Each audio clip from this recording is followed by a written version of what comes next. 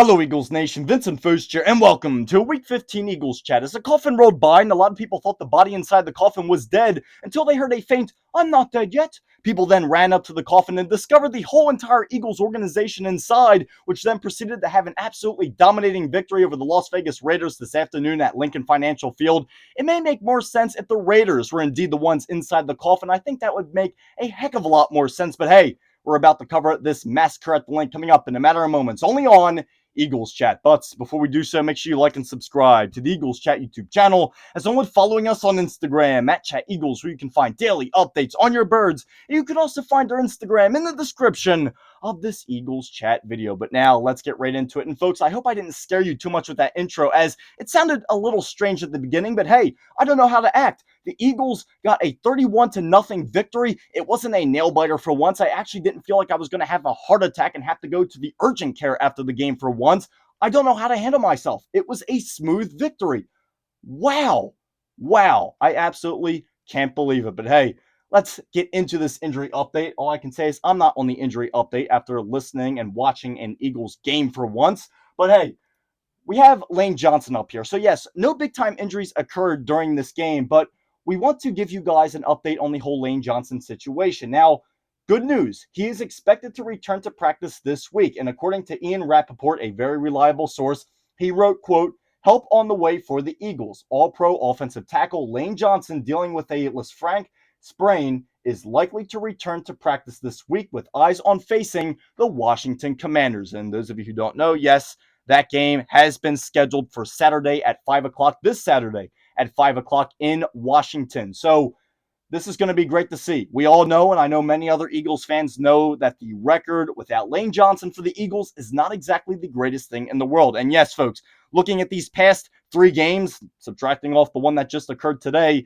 it wasn't exactly great either. From the time Lane Johnson got injured, from the games he was absent, Eagles coming off a 3-game losing streak, that should say all you need to know. And yes, the Eagles, the hard games are not over just yet. We still have the Bills to go up against in Buffalo in these remaining 3 games. Washington twice and Buffalo in between of there. Now, of course, with the way the Eagles have been playing recently, there's not really any such thing as an easy game. Right now, the Eagles should just be focusing on getting more dubs in that win column. No game's an easy game. We've seen that proven many times from this Eagles team, but hey, they were able to get the job done smoothly today. Let's enjoy this victory. Let's calm down for once. And yeah, 31-0. I'll just keep repeating it. But let's get into this Eagles chat a little bit further. And first, starting off with the offense. And speaking of feeling good about ourselves, let's for once actually feel good about the offense. It feels like a crime to be doing this, but hey, they actually played pretty dang well. And, first starting off with this, I want to address some things. And, people and many other opposing teams' fans will come out of this game and say, okay, congratulations, Eagles fans. You beat the Las Vegas Raiders. Okay, big deal, blah, blah, blah, blah, blah. You beat a team you should have beat. That's great. So here's what I have to come off of saying. Why does this game mean so much for the Eagles? Why is this win so big? A lot of people are saying it's a win that should have happened. If you guys didn't beat them, you should have just gave up. Well, I partially agree with that. If the Eagles didn't beat the Raiders, the season's off. I don't care what you say. It's done. Just fold up and die at that point, okay? But the reason that this victory was so massive, and not just that they got the victory, but on how they got the victory, the reason it is so big is because the Eagles overall, right? If they would have just gotten the win, there are some other areas where if the Eagles would have just gotten the win against the Raiders, there would have been some versions of W's that I wouldn't have been happy with. Now, what do I mean by that? Well, here's what I mean, right? If the Eagles won 10-7 or they won 15-7, how would we exactly be feeling right now? Well, okay, great, they got the win, but we would not be feeling comfortable at all. A lot of people would be saying, "Oh, you barely beat the Raiders. You barely did this. You barely did that." If the Eagles won that way, yes, there are some scenarios where if the Eagles won this game in some other fashions, I wouldn't be happy with them. And that goes exactly to that area. If the Eagles won 10-7 or if they won 15-7, I wouldn't have been happy. And we saw those games a couple of times earlier in the season where they, like the Green Bay Packers game, the Detroit Lions game where they scored 16 points. I mean, this is something where we've seen games like that. And granted, it's against much better opponents, but that was what a lot of analysts were expecting coming into this game. And the fact that the Eagles not only got a shutout victory and a 31-0 dominating shutout victory, but they handed the Raiders a stat that they're not going to want to remember and they're going to want to forget. And that is allowing the Raiders to have the fewest yards in a game since 1961. Now, it was said on the televised broadcast that it was since the 70s. I did some more research in it, and this is per NBC Sports Philadelphia, that they actually had the specific date. This is the fewest yards for the Raiders organization since 1961, and those yards are a total of 72. The Eagles defense gave them 72. That's it. Kenny Pickett not getting too much help out there. Of course, his offensive line for the Raiders not exactly helping him, right? But still, great to see. This is exactly what the Eagles, with the names that they have on the paper, with the talent that this team has, this is pretty much exactly what they should have done to a team like this. They should have beat a team like this out. They should have gotten to the point where at the end of this game, they put their backups in. And that's exactly what happened. The defense shut down the Raiders' offense. The offense shut down the Raiders' defense. The offense was able to convert when it mattered most. They were able to get the job done. And they were able to, I mean, again, just go right down the field. They did have 1 3 and out, but they were able to keep going. And what do I mean by that? Okay, right here at halftime, the Eagles had 156 yards at halftime. They ended the game with a total of 387. That just shows you that they did indeed play a full entire game. They played the whole game.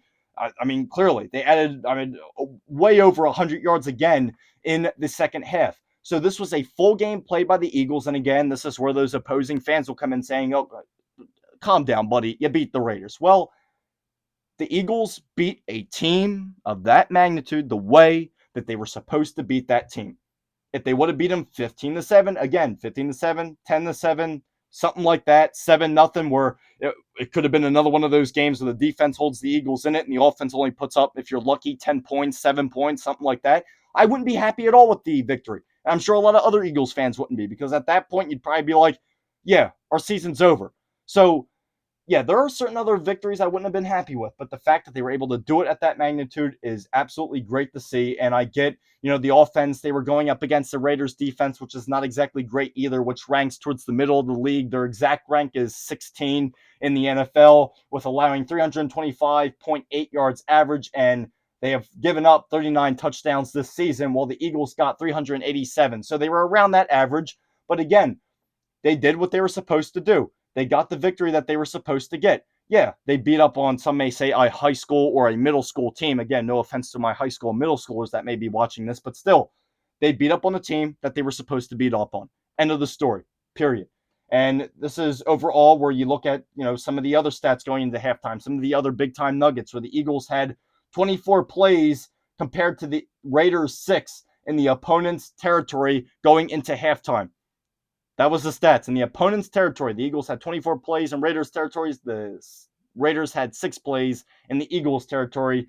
And this was, again, one heck of a rebound from a offense that had 7 turnovers from the past 2 games, and that being the Eagles.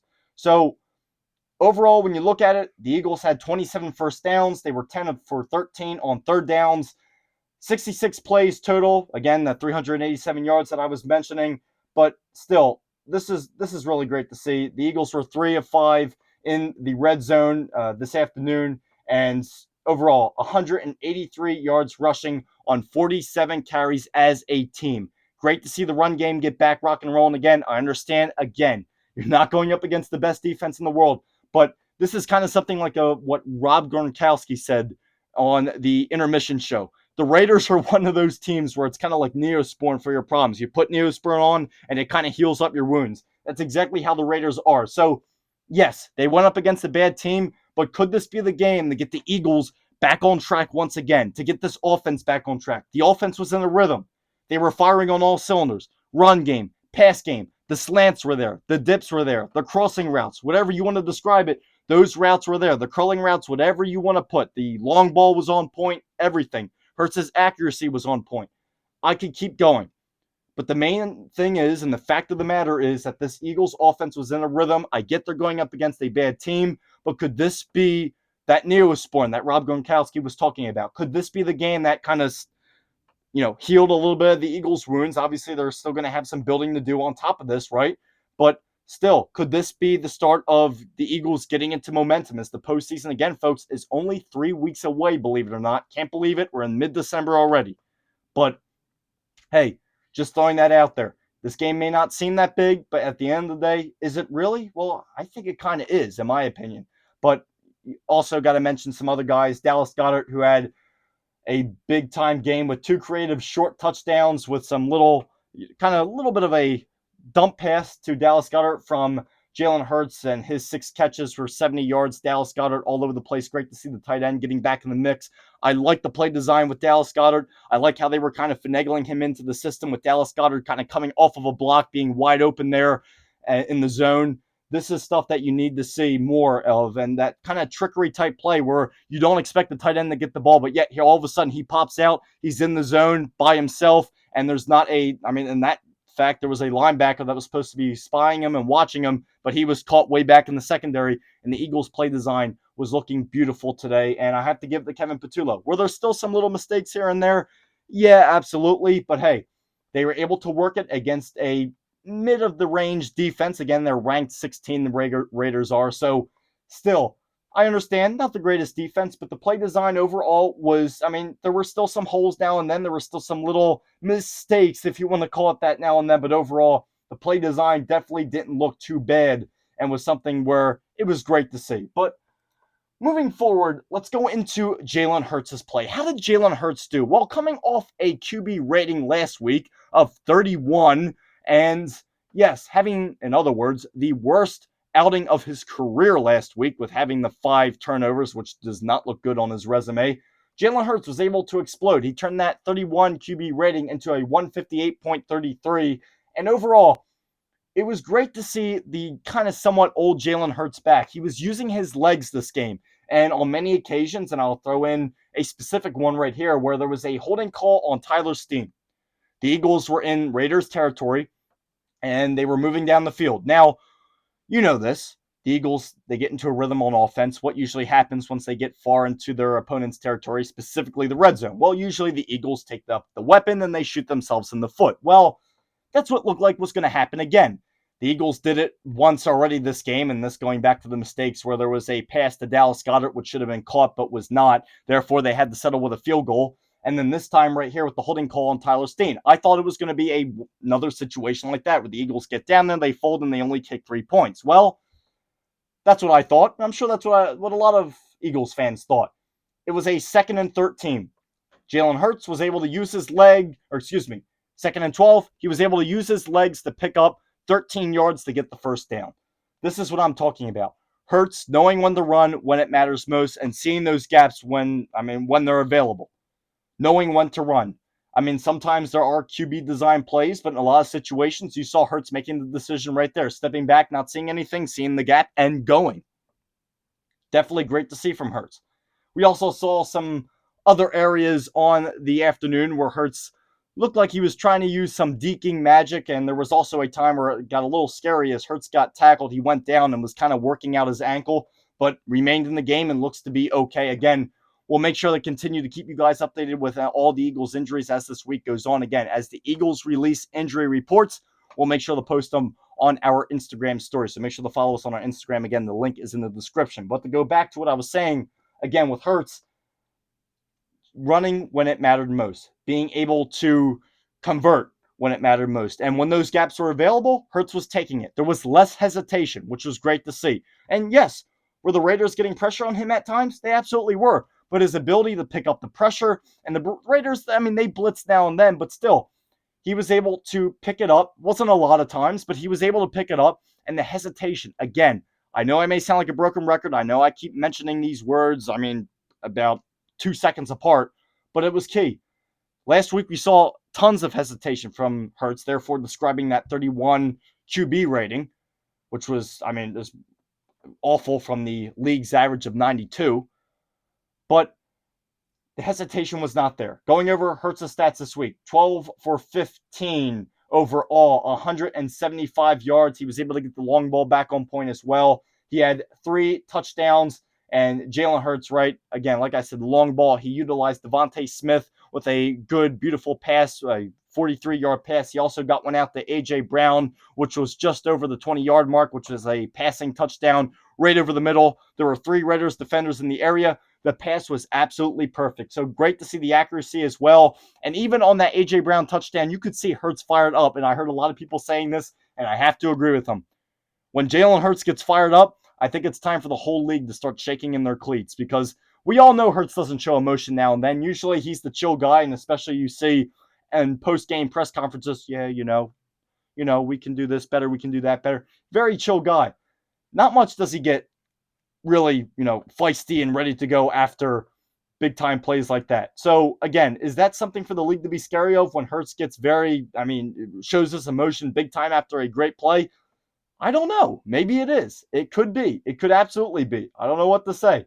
But I tell you what, definitely overall great to see from Jalen Hurts. Again, having the long ball back on point, especially with the 43-yard pass to Devontae Smith, having the top third down receiver in the NFL in your squad is great to have. And Hurts is finding him on the field. He found A.J. Brown. He found Dallas Goedert. He was going through his whole entire receiving core. A.J. Brown, 2 receptions for 41 yards, the 1 touchdown. Saquon Barkley got on the receptions board as well with 2 for 14 yards. And obviously Dallas Goedert, 6 receptions for 70 yards, 2 touchdowns. Not bad at all. Devontae Smith, 2 receptions for 50 yards. No touchdowns, but was still very active on the field when needed to. Overall, great performance from this Eagles squad. Everything was performing well. Run game, pass game, the routes, the slants were there. Whatever you want to call it, it was available. The blocking was also there as well. There were some mistakes with that at times, but a dominant victory from the Eagles offense. Hopefully we continue to see it. And with these upcoming final 3 games and the Eagles only having one more home game remaining this season, that being the last game of the season, hopefully the Eagles, let's just say we can get some post-game football at Lincoln Financial Field. Nothing better than playoff football in South Philadelphia. I'm pretty sure everyone watching this can agree with that, even if you're not a fan of the Eagles. But now let's get into the defense. Now, overall with the defense, again, pretty easy to sum up, and that is right here with team effort. This defense shut down the Raiders. They shut them out, literally. Raiders, 0 points. And we saw sacks from multiple different guys all around the lineup. One from Ajomo, who led things off with the sack column. Nolan Smith as well got on the board, did a great job with holding up the edge and basically giving Kenny Pickett no options whatsoever. And then, of course, folks, I'm not going to miss this whatsoever. Brandon Graham getting 2 sacks overall to finalize the Eagles' 4-sack game. Brandon Graham, again, definitely very, very great to see as, again, the longest tenured Eagles player and the oldest Eagles player to get a sack. He got picked up his first sack since coming back to the Eagles organization, as he's still filling in at the defensive tackle position for Jalen Carter, but still great to see, absolutely great to see, and putting great pressure on Kenny Pickett. Only gave Kenny Pickett 15 for 25 for his passing and 64 yards. That's all Pickett was able to pick up. And then, of course, Kenny also threw that interception to the bald eagle, Zack Baun, who also had an incredible game, did a great job of filling up the gaps. The A and B gaps were taken care of by both the Eagles linebackers and Zack Baun and Nakobe Dean. Great game overall. And just looking at Zack Baun this season, yes, he's been a little iffy now and then, but again, overall, Zack Baun, especially when looking at some quick nuggets right here, has recorded career highs in takeaways with 3 and interceptions with 2 this season.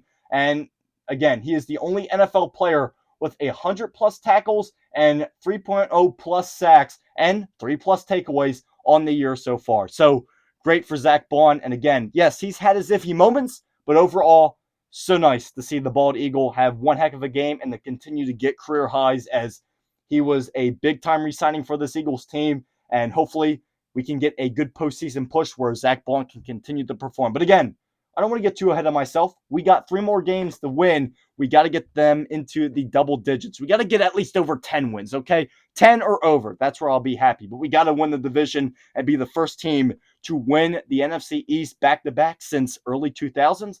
I think that would be great to see. To take it away from Dallas, nothing better than to take very positive thoughts away from Dallas fans. Trust me. But again, the defense for the Eagles, extremely dominant. The Raiders crossed midfield only twice and turning it over on downs at the Philadelphia 33. And again, throwing that interception to Zack Baun, which was after reaching at the Philadelphia 35. So that's where both of those turnovers happened, in the Eagles 33-yard line and the Eagles 35-yard line. So again, not bad at all. And this is a defense where when it looked like the Raiders may have found a tad bit of life, it was taken away like that. And again, so great to see the whole entire team firing on all cylinders. Again, yes, they beat the Raiders, but I'm sure this feels good heading into that locker room post game for sure. But that's going to do it for this Week 15 Eagles chat. And yes, folks, you already know where I'm going to next. Coming up next, Week 16, the Eagles and Commanders will go at it at Northwest Stadium in Washington, Saturday, December 20th, 5 o'clock p.m. This is what was decided. This was that TBD game, that to be determined game for the time slot. They did finally come up with it, and they'll go up against a very, very injured Washington Commanders team that doesn't have a quarterback, that doesn't have a tight end, that doesn't have much of an offense at all, and much of a defense. So hopefully, the Eagles should come out on top. Again, quote, quote, should come out on top. Nothing is a confirmed victory with this Eagles team. And again, playing in the NFL, there is no such thing as a confirmed victory. And the Eagles, again, will see the Commanders in another 2 weeks. So they'll be able to, if they lose, which they shouldn't, they'll be able to go up against them again and hopefully get the victory. So it goes Commanders, Bills, Commanders, and the Eagles only have one more home game, and that is being the last game of the season in Week 18. So, hey, folks, hopefully by the time we get to Week 18, we'll be feeling extremely good about a playoff clinching Philadelphia Eagles, and hopefully with these victories will come some postseason football at Lincoln Financial Field. Just saying, that would be so great to see. But have a good rest of your week, ladies and gentlemen. Stay warm, especially as cold as it is out there. Be careful if you're traveling. It's very, very icy is what I've heard. It's like down as I'm recording this Eagles chat. It's like, I think at 20 degrees or under 20 degrees right now. So yes, folks, be careful if you're traveling around. Be careful going to work come Monday. And we'll be back here next week to cover this Eagles-Commanders matchup, hopefully covering an Eagles victory come next week. Have a good one, folks. And as always, you already know, go Birds. Have a good one, folks. As always, and God bless.